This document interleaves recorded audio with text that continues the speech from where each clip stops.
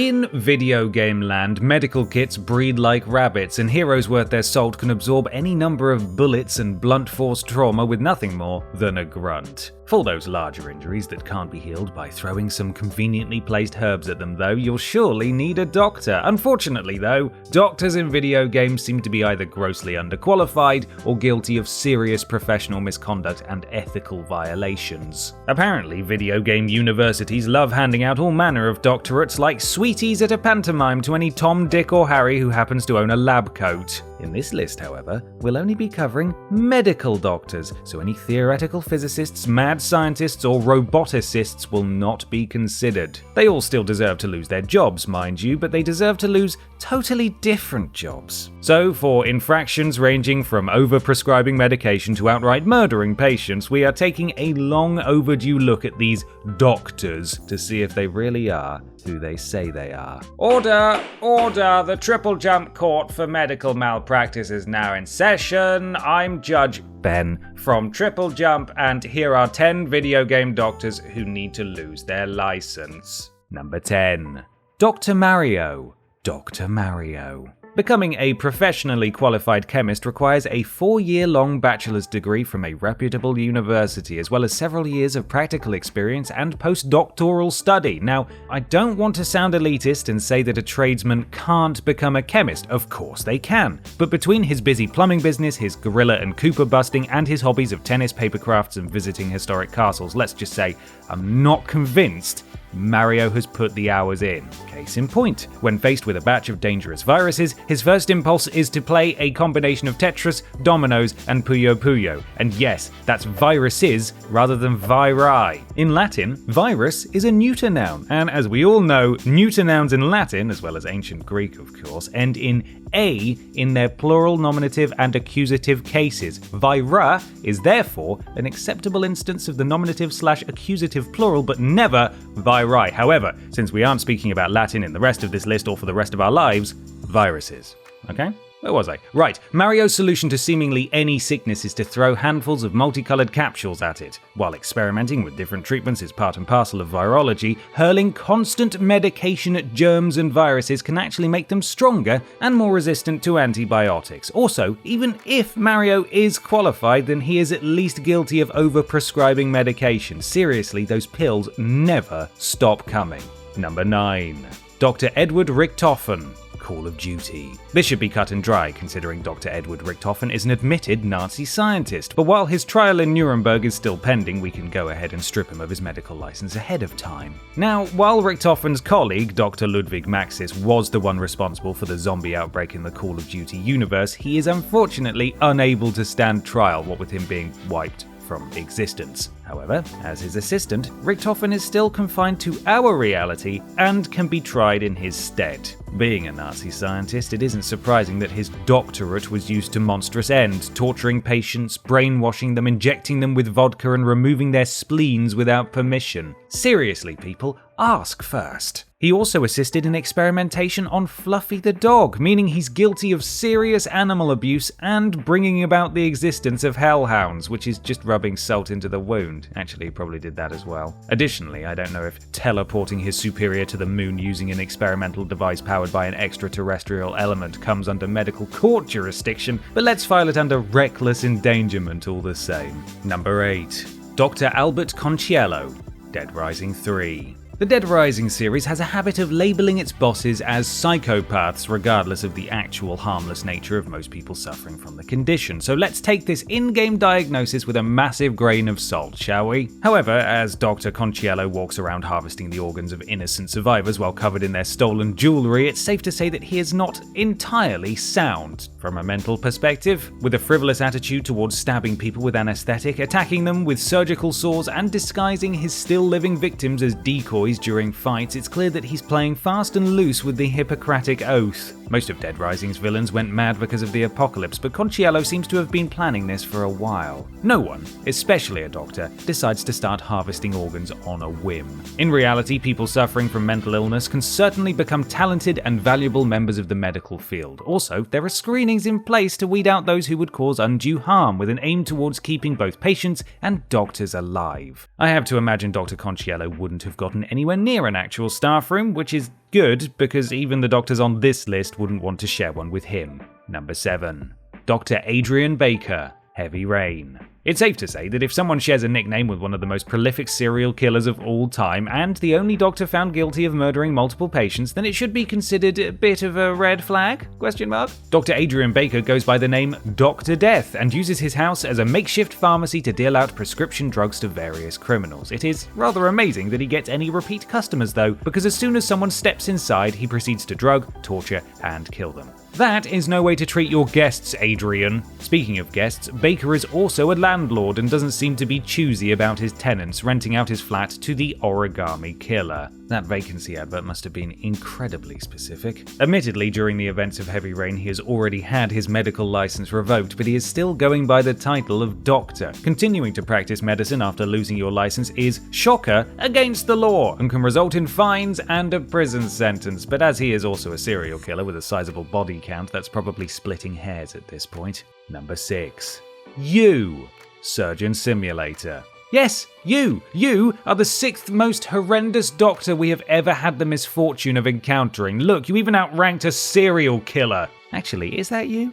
It's hard to tell with a first-person game. And wait, if I say it's you, doesn't that make this a second-person game? I'm so confused. We need to try somebody though. I suppose it'll be the arms. Now, these arms, whomever they belong to, are apparently willing to perform impromptu surgery whenever and wherever they please. On-site and en route operations aren't totally unheard of, but they are typically only for small emergency procedures. It isn't really the norm for a paramedic to bash your ribcage in like a well-cooked egg and rummage around your chest cavity. Weird, I know. Also, surgeons are not usually this alone. Most proper surgeries involve multiple surgeons assisted by various students, nurses, scrubs, and anaesthetists. This is because each surgery specialization and branch of medicine requires multiple years of training, medical degrees, and postgraduate residencies. But these egotistical, disembodied arms seem to believe that they are good enough to do all of it at once, and in a way that looks like somebody stabbed them with a muscle relaxant. All around, a bit of a shoddy job. Number 5. Dr. Baldhead, Guilty Gear. The universe of Guilty Gear isn't exactly all sunshine and rainbows, but alongside the deaths of masters, betrayals, and postponed retirement plans, and the memory of a bloody war, Dr. Baldhead has had a bit of a bad time. He was once a renowned surgeon at the top of his field, but one of his patients died on the operating table, apparently due to a mistake he made. Instead of doing what most professionals do in the face of tragedy, taking it in, processing it, maybe attending some counseling sessions, he did the opposite. Horrified at the fact that somebody had died because of him, instead of locking himself away Elsa style, he became a deranged mass murderer, seemingly overnight. His rampage, according to his wiki entry at least, caused the deaths of millions of people, which is an astronomical feat for a guy armed with nothing but a giant novelty scalpel. He has since given up the name Dr. Baldhead for a nicer, less murderous persona, but let's agree to take his license away anyway and just keep an eye on this new Dr. Faustus identity for the time being. Number 4.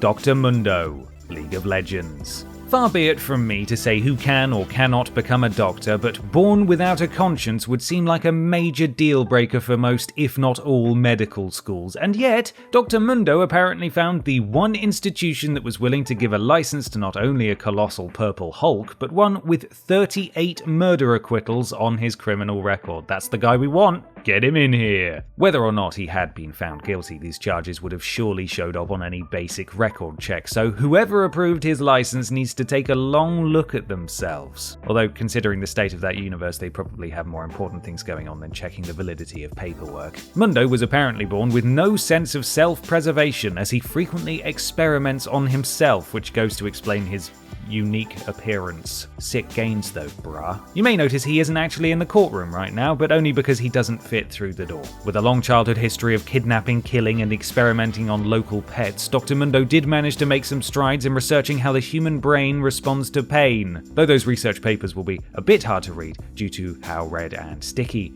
they are.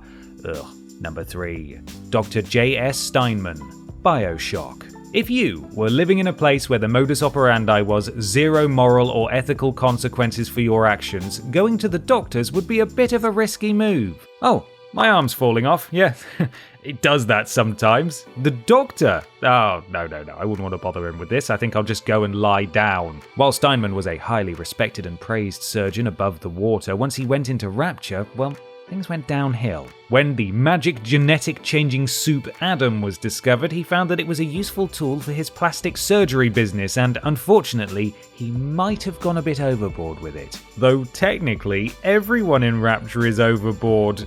Because they're underwater, comment if you get it. Steinman said he wanted to be the Picasso of surgery, although by the state of his operating theatre, it's more likely that he became the Jackson Pollock of surgery. If butchering patients beyond recognition while delusionally high on a genetic and mind-altering substance isn't malpractice, I don't know what is. Considering that "do no harm" is scrawled in blood across his lobby, you'd think that he'd take some of his own advice. Number 2. Dr. Neo Cortex. Crash Bandicoot. Moving away from the traumatizing homicidal malpractice cases, let's take a break with someone a bit more goofy. Not that one! Dr. Neo Periwinkle Cortex is technically an evil scientist, but his genetic experimentation on animals gives him enough credit to be classified as a medical professional, so we are going to take him to task. Raised by clowns, and that's not an insult, it's literally in the show Bible, Cortex didn't spend long in that industry as his entire family was wiped out by a freak, completely accidental explosion. Right. Alongside this iffy personal record, he seems to have gotten his doctorate from the Academy of Evil, which is like if the medical council accepted applicants from Arkham Asylum. However, while Cortex seems to loathe humanity, he doesn't seem very interested in using them in his experiments, gravitating towards the animal population of Wumpa Islands instead. While cruel experimentation on animals is probably already grounds to be struck off, using the Evolvo ray to make them as intelligent as humans, if not more so, means that Cortex has probably been hoisted by his own petard in making them able to sue him for damages. Number 1. Dr. Ludwig, Team Fortress 2.